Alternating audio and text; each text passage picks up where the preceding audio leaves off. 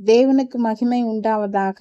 ஏசாயா 62:1 இப்படியாய் சொல்லுகிறது, சியோனின் நிமித்தமும் எருசலேமின் நிமித்தமும் நான் மௌனமாயிராமலும் அதன் நீதி பிரகாசத்தைப் போலவும் அதன் இரட்சிப்பு எரிகிற தீவெட்டியைப் போலவும் வெளிப்படும் மட்டும் அமராமலும் இருப்பேன் என்று.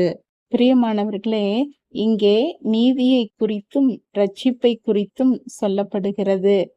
சூரியன் எப்படி முழு வெளிச்சத்தையும் வெளிப்படுத்துகிறதோ அதுபோல முழு நீதியும் வெளிப்படும் வரைக்கும், நாம் பாவத்திலிருந்து முழுமையாக மீட்கப்பட்டு இரட்சிப்பை பெறும் வரைக்கும், அதாவது தீவெட்டி கொழுந்து விட்டு எரியும் வரைக்கும் அவர் நம்மை காத்து கொண்டிருக்கிறவராயிருக்கிறார்.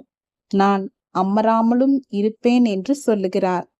எனவே நமக்கு கொடுக்கப்பட்ட அளவின்படி முழு நீதியையும் முழு இரட்சிப்பையும் தேவனிடத்திலிருந்து பெற்றுக்கொள்ளுவோம்.